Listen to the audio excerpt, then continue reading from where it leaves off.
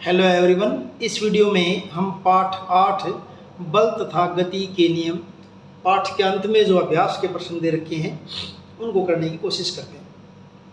कोई वस्तु शून्य बाह्य असंतुलित बल अनुभव करती है।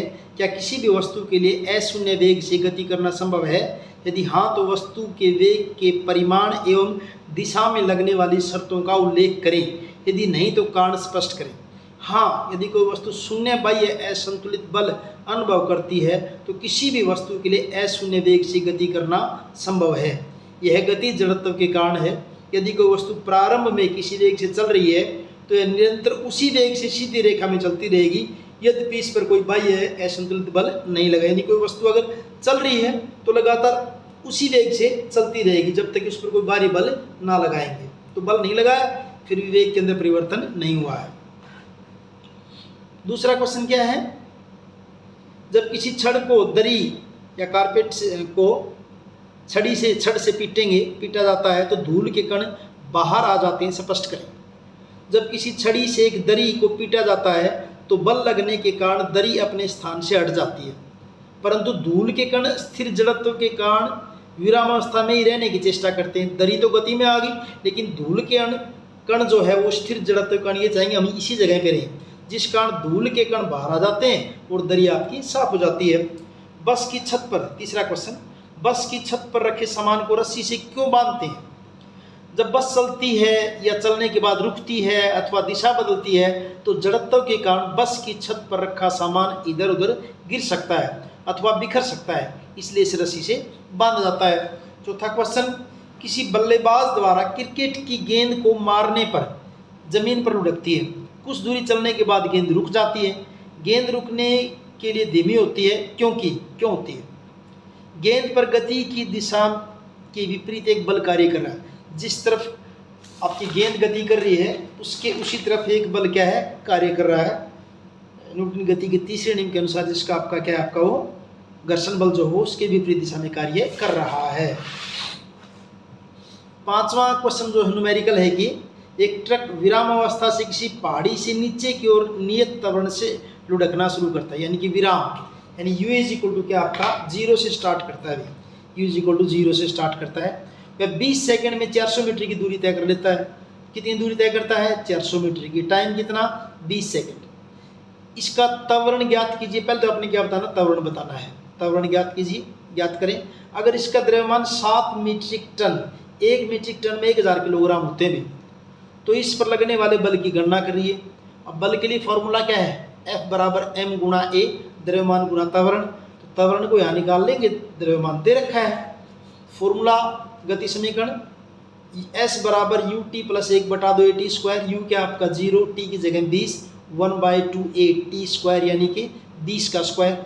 20 गुणा 0, 0 जाएगा ये तो। 1/2 a, 20 का स्क्वायर कितना हो गया? 400 हो गया है। इधर 400, 0, 200 a, या ये कहते हैं 200 a बराबर 400, या a बराबर क्या हो जाएगा? 400/200, 2 मीटर पर सेकंड स्क्वायर। ठीक है। अब ट्रक का द्रव्यमान 7 टन, टन को किलोग्राम में बदलिए। 7 गुणा 1000, 7000 किलो हो गया है। त्वरण आपने निकाला है 2 मीटर पर सेकंड स्क्वायर। तो बल बराबर क्या हो जाएगा? 7000 गुणा 2, 14000 न्यूटन इसके ऊपर बल लग रहा है। छठा क्वेश्चन, 1 किलोग्राम द्रव्यमान के एक पत्थर को 20 मीटर प्रति सेकंड के वेग से झील की जमी हुई सतह पर फेंका जाता है। झील जम रही है, बर्फ जमी हुई है। तो 50 मीटर की दूरी तय करने के बाद वो क्या हो जाता है? पत्थर रुक जाता है। कितनी डिस्टेंस कवर करता है? कितनी दूरी कवर करता है? 50। पत्थर और बर्फ के बीच लगने वाले बल की गणना आपने करनी है। तो वही प्रारंभिक वेग कितना दे रखा है? 20 मीटर प्रति सेकंड दे रखा है। पत्थर का द्रव्यमान 1 किलोग्राम, क्योंकि रुक गया है तो अंतिम वेग क्या हो जाएगा? 20 मीटर प्रति सेकंड। पत्थर द्वारा तय की दूरी क्या है? 50 मीटर। त्वरण निकालिए पहले। फॉर्मूला कौन सा लगाया? v square minus u square is equal to 2as। v square यानी कि 0 का स्क्वायर, u प्रारंभिक वेग कितना था? 20, 2a और s कितना था आपका? 50 मीटर। तो ये 0 का स्क्वायर 0, 20 का स्क्वायर 400 और 50 दूनी 100a, या ये कह दें कि 100a बराबर -400, या a बराबर क्या हो जाएगा? -400/100, 100 चौके 400, तो -4 मीटर पर सेकंड स्क्वायर। ये आ गया आपका त्वरण। ऋणात्मक चिन्ह से पता चलता है कि त्वरण बल के विपरीत दिशा में है। भी त्वरण बल के विपरीत दिशा में कार्य कर रहा है। अतः बर्फ व पत्थर के बीच लगने वाला बल क्या होगा, F बराबर ma, द्रव्यमान 1 किलोग्राम, a कितना है -4, तो -4 किलोग्राम मीटर पर सेकंड स्क्वायर या -4 न्यूटन इसका आंसर हो जाएगा। नेक्स्ट जो क्वेश्चन वो भी एक न्यूमेरिकल दे रखा है, क्या है इसमें, एक 8000 किलोग्राम द्रव्यमान का रेल इंजन का द्रव्यमान कितना 8000, प्रति 2000 किलोग्राम द्रव्यमान वाले 5 डिब्बे हैं, हर एक का द्रव्यमान 2000 किलोग्राम है, सीधी पटरी पर खींचता है। यदि इंजन 40,000 न्यूटन का बल आरोपित करता है तथा यदि पटरी 5000 न्यूटन का घर्षण बल तो विपरीत दिशा में कार्य करेगा, तो आपने नेट त्वरण बल बताना है और रेल का त्वरण बताना है। तो रेल के इंजन का द्रव्यमान 8000 किलोग्राम, एक डिब्बे का 2000, 5 डिब्बों का कितना हो जाएगा, m2 मान लेंगे, सबको जोड़ने के लिए 10,000 हो जाएगा। तो रेलगाड़ी का कुल द्रव्यमान कितना हो जाएगा, m1 प्लस m2, m1 8000 है, m2 10,000 है, कितना हो जाएगा 18,000 किलोग्राम। अब देखिए इंजन द्वारा डिब्बे पर आरोपित बल कितना 40,000 न्यूटन दे रखा है, पटरी द्वारा डिब्बों पर आरोपित बल F2 जो कि विपरीत दिशा में 5000 न्यूटन है। तो नेट त्वरण बल क्या हो जाएगा, 40,000 में से इस 5000 को घटा दीजिए, कितना हो जाएगा 35,000 न्यूटन हो जाएगा। अब रेलगाड़ी का त्वरण क्या बनेगा, फॉर्मूला क्या है, F is equal to ma, F की जगह इतना लेंगे 35,000 लेंगे भी, क्यों, क्योंकि 5000 तो घर्षण बल था ना, तो घट गया, विपरीत दिशा में है। m कितना है 18,000 गुना a बराबर क्या हो जाएगा 35,000 बटे 18,000, 3 0 से 3 0 कट जाएंगी और 35 को 18 से काटेंगे तो इसका आंसर हो जाएगा 1.944 मीटर पर सेकंड स्क्वायर। ये आपका हुआ 7वां प्रश्न। 8वां प्रश्न फिर एक न्यूमेरिकल दे रखा है, एक गाड़ी का द्रव्यमान 1500 किलोग्राम, यदि गाड़ी को 1.7 मीटर पर सेकंड स्क्वायर के ऋणात्मक त्वरण नेगेटिव अभी के साथ विराम अवस्था में लाना है, यानी कि v बराबर 0 हो जाएगा, गाड़ी तथा सड़क के बीच लगने वाला बल कितना होगा। तो गाड़ी का द्रव्यमान 1500 किलोग्राम, त्वरण -1.7 मीटर पर सेकंड स्क्वायर, अंतिम वेग क्योंकि रोकना है तो 0 हो जाएगा। गाड़ी और सड़क के बीच लगने वाला बल क्या होगा, F is equal to ma, बाकी थी नहीं, सीधा क्वेश्चन था, तो क्या F is equal to m into a, m 1500 दे रखा है, a कितना 1.7 मल्टीप्लाई करोगे तो -2550 न्यूटन इसका आंसर हो जाएगा। 9वां क्वेश्चन, किसी m द्रव्यमान की वस्तु का वेग v है, तो संवेग का फार्मूला तो ये होता है द्रव्यमान गुना में वेग, यानी m इंटू वी, सीधा सा आंसर ये हो जाएगा mv, डी ऑप्शन आ जाएगा इसका। 10वां क्वेश्चन देखिए, हम एक लकड़ी के बक्से को 200 न्यूटन बल लगाकर उसे नियत वेग से फर्श पर धकेलते हैं, बक्से पर लगने वाला घर्षण बल क्या होगा। लकड़ी के बक्से को नियत वेग से धकेलने पर बक्से पर लगने वाला नेट बल 0 होगा, क्यों, क्योंकि लगाया गया बल प्लस घर्षण बल बराबर किसके है 0। अब लगाया गया बल कितना है 200 न्यूटन, घर्षण बल कितना है 0, तो घर्षण बल बराबर क्या हो जाएगा -200 न्यूटन।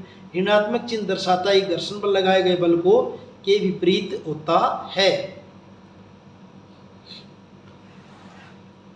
11वां क्वेश्चन बड़ा सा क्वेश्चन है, गति के तृतीय नियम के अनुसार जब हम किसी वस्तु को धक्का देते हैं तो वस्तु उतने ही बल के साथ हमें भी विपरीत दिशा में धक्का देती है।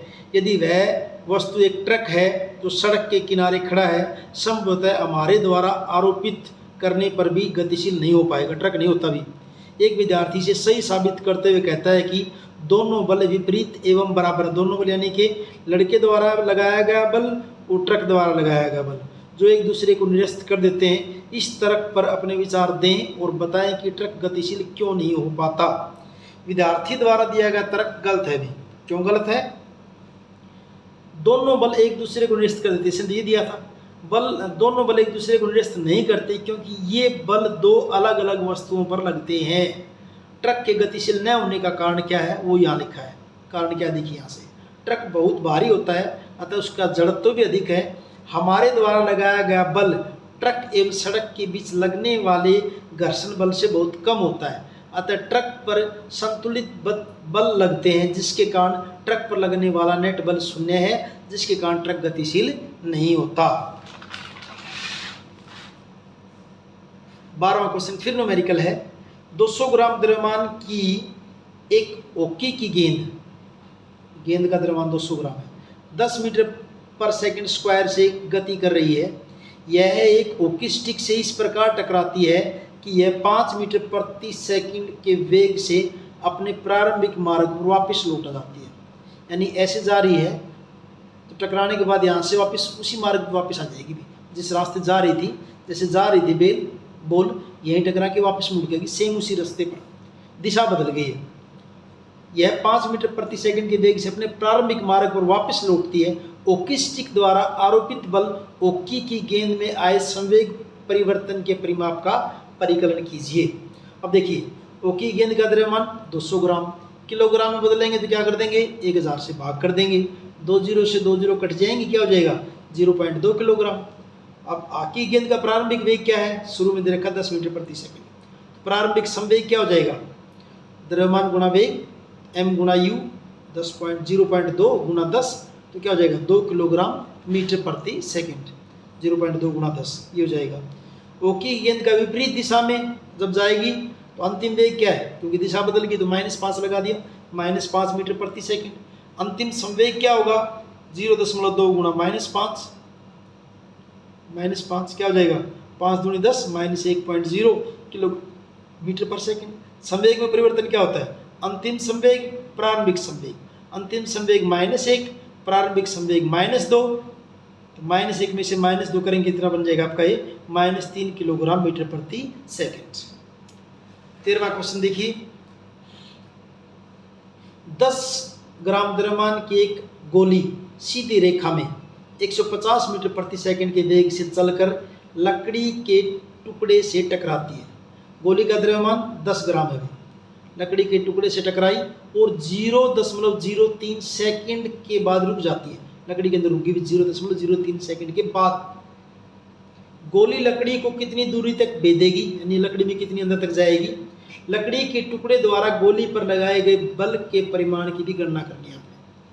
तो गोली का द्रव्यमान 10/100, 10/1000, 10 ग्राम था, किलोग्राम बनाने के लिए इसको 1000 से भाग कर दिया, 1 जीरो से 1 जीरो कट जाएगा, 0.01 किलोग्राम।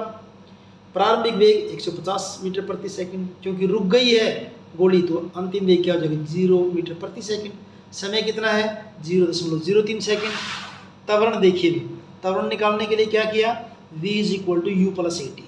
u क्या था 150, a पता करना है, t कितना है 0.03, तो 150 0.03 a, ये कह दें 0.03 a, इस 150 को दूसरी साइड लेके जाएंगे -150, a बराबर -150/0.03। इसको कैलकुलेट करेंगे तो देखिए ये 3 है ना, बटा 100 जो आके ऊपर चले जाएंगे, तो कटने के बाद क्या बन जाएगा आपका ये -5000 मीटर पर सेकंड स्क्वायर। ये गोली का त्वरण है भी। अब दूसरा क्या है समीकरण आपका, s = ut + 1/2 at²।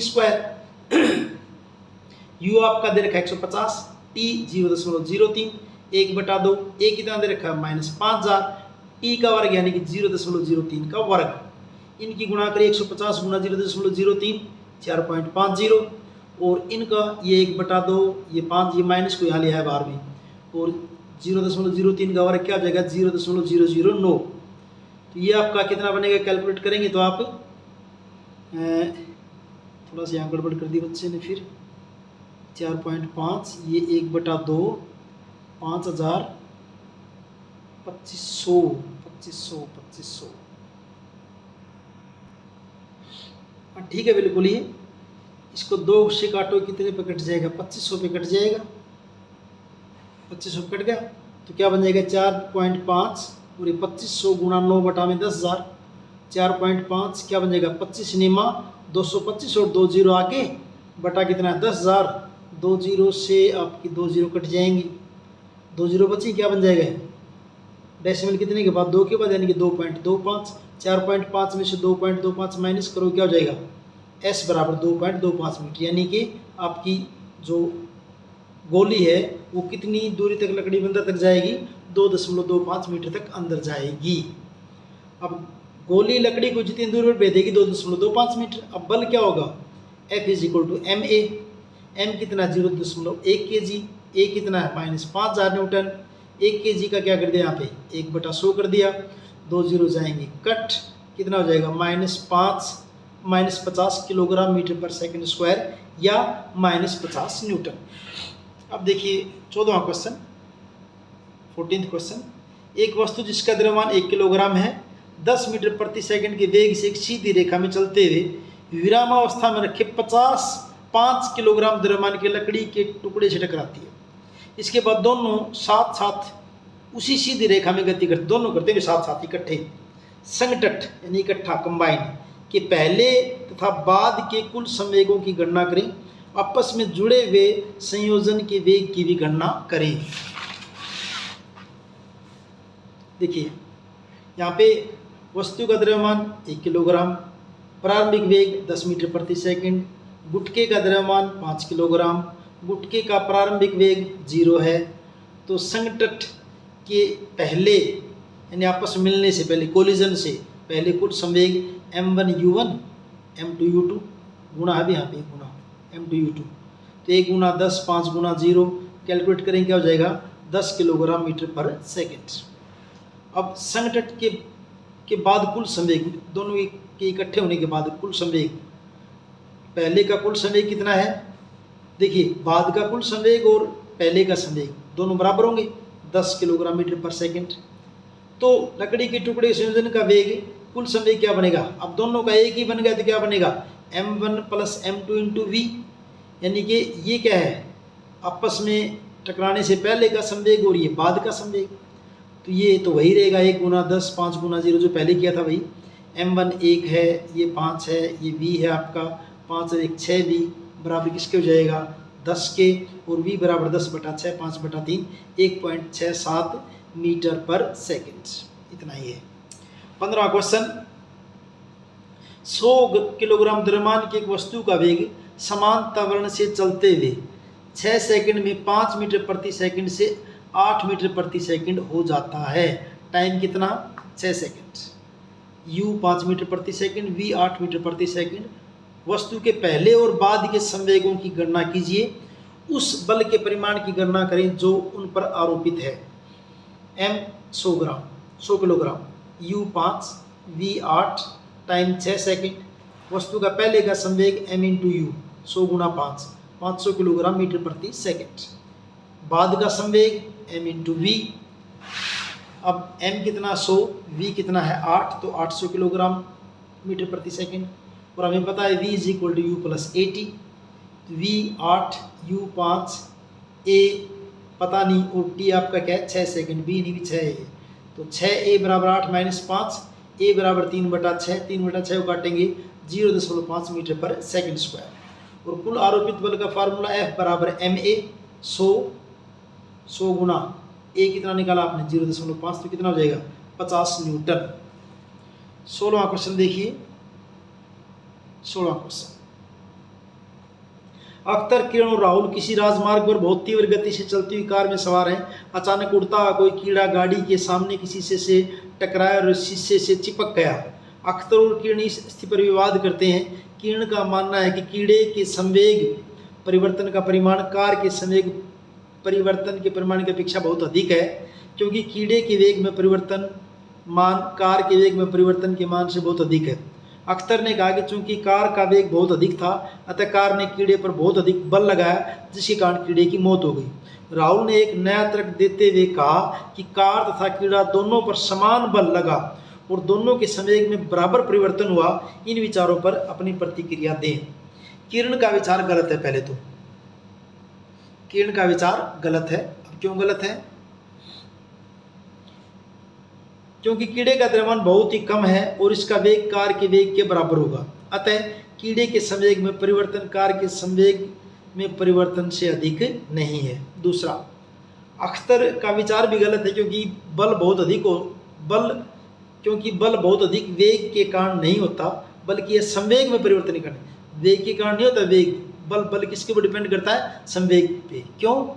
संवेग में परिवर्तन की दर को ही तो बल कहते हैं, उस पर होता है। तीसरा, राहुल का तर्क सही है, क्योंकि न्यूटन की गति के तीसरे नियम के अनुसार क्रिया एवं प्रतिक्रिया समान होती है, इसलिए दोनों पर समान बल लगेगा तथा दोनों के संवेग में बराबर परिवर्तन होगा, क्योंकि दोनों ओर से बहुत अधिक बल लगा जिसमें कीड़े की मौत हो गई, परंतु बहुत द्रव्यमान होने के कारण कार पर कोई प्रभाव नहीं पड़ा। 17वां क्वेश्चन देखिए, लास्ट इस एक्सरसाइज का। एक 10 किलोग्राम द्रव्यमान की घंटी 80 सेंटीमीटर की ऊंचाई से फर्श पर गिरी। इस अवस्था में घंटी द्वारा फर्श पर स्थानांतरित संवेग के मान की गणना करें। परिकल में सरलता हेतु नीचे की ओर दिए गए त्वरण का मान आप 10 मीटर पर सेकंड स्क्वायर लें। घंटी का द्रव्यमान 10 किलोग्राम, आरंभिक वेग 0, अंतिम वेग पता करना है। कितनी ऊंचाई से गिरी है? 80 सेंटीमीटर। 80 सेंटीमीटर के मीटर बनाएंगे, 80/100, 1 0 से 1 0 कट जाएगी, 0.8 मीटर। त्वरण कितना दे रखा है? 10 मीटर पर सेकंड स्क्वायर। गति के तीसरे समीकरण के अनुसार v² - u² = 2as, तो v² - u कितना है? 0, 2a कितना लेना है? 10, s कितना? 0.8, v² बराबर क्या हो जाएगा? 16, और v बराबर कितना हो जाएगा आपका? 16 का वर्गमूल निकालोगे आप 4 मीटर प्रति सेकेंड। तो घंटी द्वारा फर्श पर स्थानांतरित संवेग का फार्मूला मास गुणा द्रव्यमान गुणा वेग 10 × 4 किलोग्राम मीटर प्रति सेकेंड, यानी 10 × 40 मीटर प्रति सेकेंड। और इस ढंग से इस पाठ के अभ्यास के प्रश्न यहाँ पर ये कंप्लीट हैं। मिलते हैं अगले वीडियो में। Thank you.